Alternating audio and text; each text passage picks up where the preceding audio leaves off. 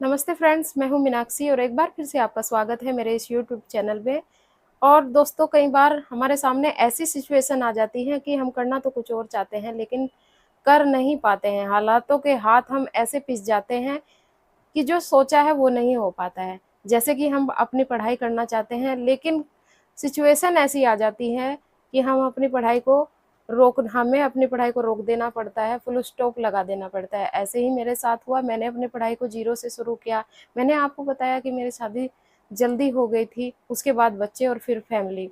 और जब ऐसा हुआ तो मेरी पढ़ाई जो है वो कंटिन्यू नहीं चल पा रही थी। उसमें गैप हो कर ही मैं पढ़ाई कर पा रही थी और इस बात का मुझे बहुत दुःख था कि मैं अपनी पढ़ाई को कंटिन्यू नहीं कर पा रही हूँ। लेकिन फिर भी और शादी के बाद से फिर मैंने अपनी पढ़ाई को ज़ीरो से शुरू किया। ज़ीरो से ही मेरी पढ़ाई फिर शुरू हुई, क्योंकि आप जानते हैं कि जब शादी हो जाती है तो कितनी रिस्पॉन्सिबिलिटी हमारे ऊपर आ जाती है। तो मेरे साथ भी है, ऐसा ही हुआ।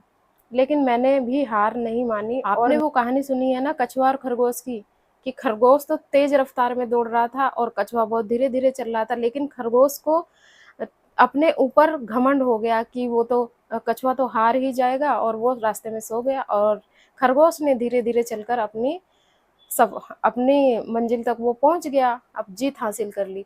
तो ऐसे ही हम महिलाओं के साथ होता है, क्योंकि हमारे पास इतना टाइम नहीं है कि हम बस पढ़ते ही रहे, सुबह से शाम तक पढ़ते रहेंगे। हमें यही अपने जो टाइम हमारे पास बचता है घर के काम करने के बाद और फैमिली को देखने के बाद, उसी में से थोड़ा थोड़ा टाइम चुरा कर अपने लिए अपनी पढ़ाई को टाइम देना होगा। और वही कछुए की चाल चलते हुए हमें अपनी जीत पक्की करनी होगी। और हम कर भी लेंगे, जैसे मैंने कि आप भी कर लेंगे। लेकिन आपको कंटिन्यूटी इसमें देनी होगी, थोड़ा ही टाइम सही, लगातार पढ़ते रहिए। और आज की इस वीडियो में मैं आपको 5 ऐसे तरीके बताऊंगी जिनको कि आप करके सक्सेस हो सकते हैं, आपको सफलता प्राप्त हो सकती है। पहला तरीका है भरोसा। आपको अपने ऊपर भरपूर भरोसा होना चाहिए। किसी को हो या ना हो, कोई भी आपको कुछ भी कहे कि तुमसे कुछ नहीं होगा, तुम्हारी उम्र हो गई है, लेकिन आपको अपने ऊपर भरोसा होगा। जब आप अपने ऊपर होप रखेंगी कि मैं कुछ भी कर सकती हूँ, तभी आप अपनी मंजिल की तरफ आगे बढ़ेंगे। भरोसा होना आपके अंदर बहुत ज़रूरी है। आप अपने भरोसा करिए कि दुनिया का ऐसा कोई काम नहीं है जिसको मैं नहीं कर सकती।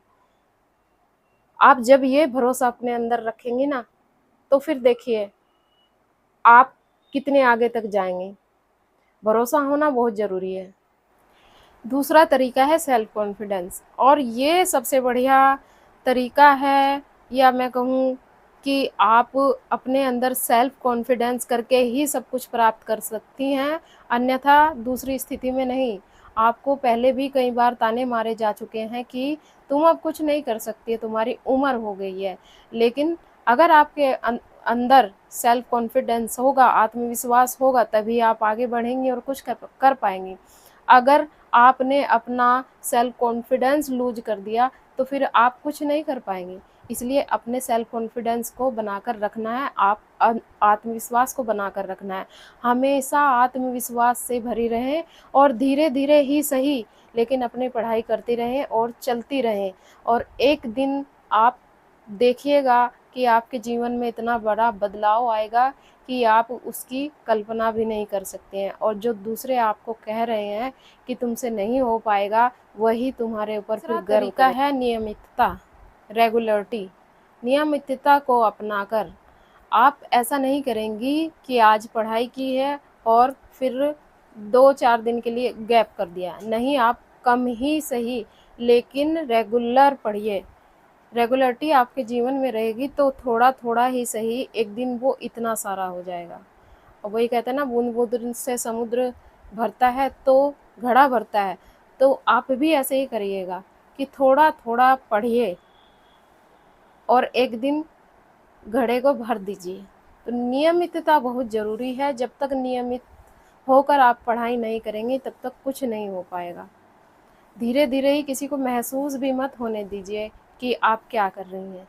धीरे धीरे ही सही पढ़िए, लेकिन रेगुलर होकर आप पढ़ते रहिए। और चौथा पॉइंट है स्मार्ट तरीके से स्टडी करना, स्मार्ट तरीके से पढ़ाई करना।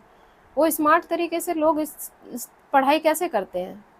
वो ऐसे करते हैं कि भले ही दिन भर घर के काम कर रहे हैं, लेकिन फिर भी अपने लिए पढ़ाई का समय निकाल लेते हैं।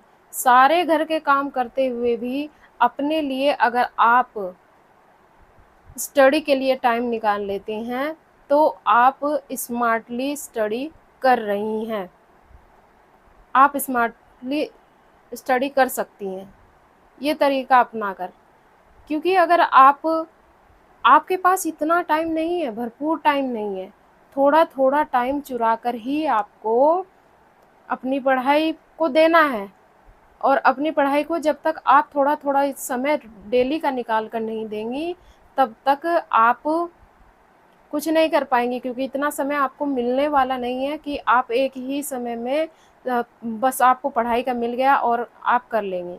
फिर आप यही रोना रोएंगे कि मेरे पास टाइम नहीं है। इसलिए स्मार्ट तरीके से जितना भी टाइम मिलता है उसमें अपना जी जान लगा दीजिए, पूरी मेहनत से स्मार्ट तरीके से अपनी पढ़ाई को करिए, और फिर उसका रिजल्ट आपके लिए पॉजिटिव ही होने वाला है। पांचवा तरीका है टाइम मैनेजमेंट। टाइम मैनेजमेंट तो आपको करना ही होगा। एक ना समय प्रबंध करिए, समय बना लीजिए चीज़ों का कि इस समय अगर मैं सुबह उठती हूँ, तो थोड़ा सा मान लिया आप सुबह 5 बजे उठ रही हैं तो 4:30 बजे उठ जाइए। अगर 6 बजे उठ रही हैं तो आप 5:30 बजे उठ जाइए, 5 बजे उठ जाइए। 1 घंटा या आधा घंटा वहाँ आपको अपनी पढ़ाई को देना ज़रूरी है। और अगर आपके बच्चे स्कूल जा रहे हैं तो वो आपकी मेन प्रायोरिटी है, तो आप उनको क्या करेंगे, पहले उनको भी टाइम देना बहुत ज़रूरी है। तो आप उनको टाइम दीजिए, फिर अपने काम निपटाइए, फिर आपको जो भी टाइम मिलता है उसमें अपनी पढ़ाई को करिए। एक इस तरह से आपको अपना टाइम मैनेजमेंट करना पड़ेगा कि आप उसमें बीच-बीच में अपनी पढ़ाई को भी टाइम देते रहें। अपने पढ़ाई का टाइम भी उस टाइम टेबल में निश्चित कर लीजिए। ऐसा टाइम मैनेजमेंट आपका होना चाहिए। और जब ये इन 5 तरीकों से आप आगे बढ़ेंगी, तो फिर आप कुछ भी कर लेंगी।